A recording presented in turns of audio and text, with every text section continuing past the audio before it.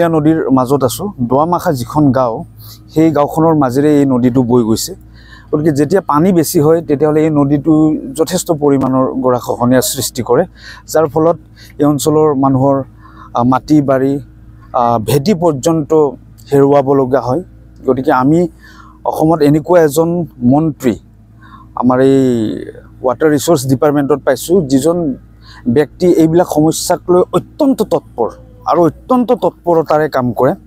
গতিকে আমি এই বিষয়টো আমাৰ মাননীয় বিভাগীয় মন্ত্ৰী পীযুষ হাজৰিকা ডাঙৰীয়াক আমি জনাম। নিশ্চিতভাৱে তেখেতে ইয়াত এটা স্থায়ী প্ৰতিৰোধৰ ব্যৱস্থা এই অঞ্চলৰ বা এই গাঁওবাসীক তেখেতে কৰি দিব।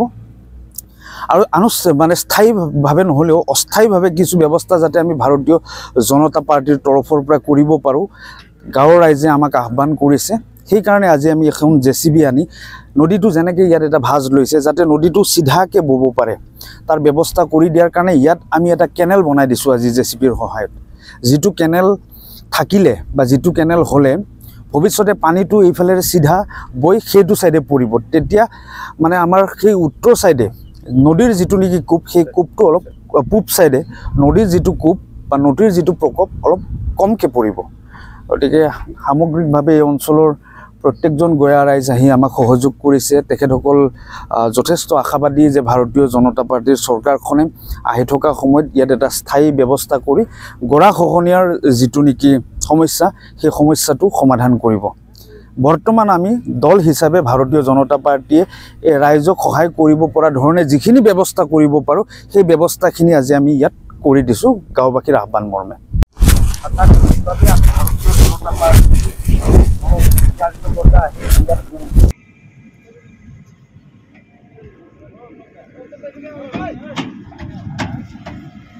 জিলাৰ নাগজুলি পৰিষদীয় সমষ্টিৰ মাছগাড়ী VCDCৰ দোৱামাখা গাঁৱত আমি উপস্থিত আছোঁ। তো আজি ইয়াতে আপোনাৰ দোৱামাখা গাঁৱৰ বৰলীয়া নদীৰ গৰাখহনীয়াত গাঁৱৰ ভালেখিনি মানুহৰ খেতি মাটি নিজৰ ঘৰ বাৰী যা গৈছে বৰলীয়া নদীৰ যি গৰাখহনীয়া, সেই গৰাখহনীয়াত।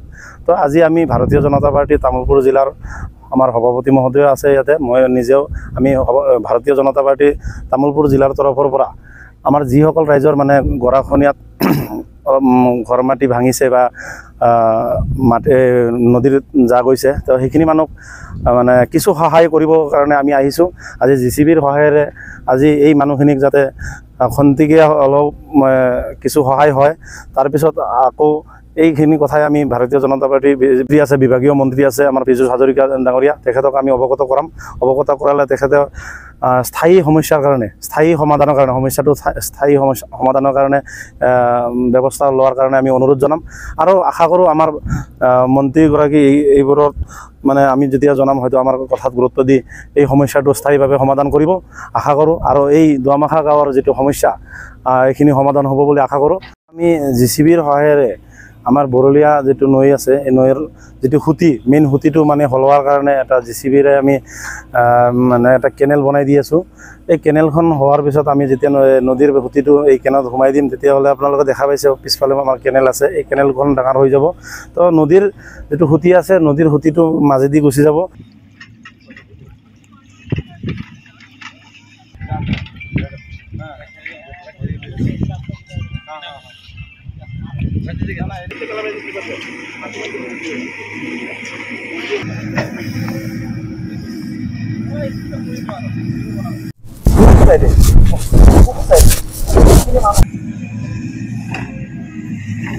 বৰলীয়া নদীয়ে আমাৰ গৰাখহনীয়া অৱস্থায় বহুতো ঘৰ দুৱাৰ ভাঙি, মেদি মাটি ভাঙি লৈ তামোল গছ গছনি বাগান মানুহৰ বহুতো ক্ষতি কৰিছে।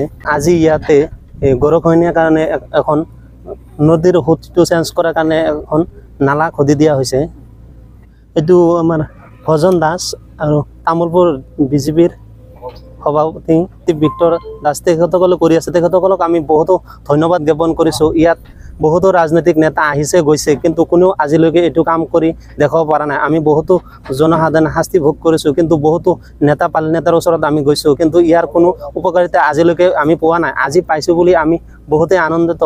আৰু তেওঁলোকক আমি এইটো কাম যে গোটেই সমস্যাটো সমাধান হ'ব সেইটো নহয়, কিন্তু লাহে লাহে হ'ব বুলি আমি এটা আশাবাদী। কিন্তু এনেকুৱা যদি জনসাধাৰণৰ প্ৰতি কোনো মানুহ বা কোনো নেতাই এনেকুৱা কাম আগৰ পৰা কৰি আহিলেহেঁতেন তেনেহ'লে আমাৰ গাঁওখন আজিলৈকে এনে অৱস্থা নহ'লেহেঁতেন আগতে ৰক্ষা পৰিলেহেঁতেন হয় বহুতো আমাৰ চাওক মেদি মাটি আছিল ইফালে পুৰা বস্তিটোৱে আছিল ইফালে ঘৰ দুৱাৰ গছ চব লৈ গৈছে একদম তো মানে কিন্তু মাটিটো থাকে যায় কিন্তু নদীত ভাঙিলে একদম ঘৰ দুৱাৰ গছ গছনি মাটিটোও নাথাকে এনেকুৱা অৱস্থা হৈছে আমাৰ দুৱামাখা গাঁওখন একদম পিছ পৰি গৈছে এই নদীৰ কাৰণে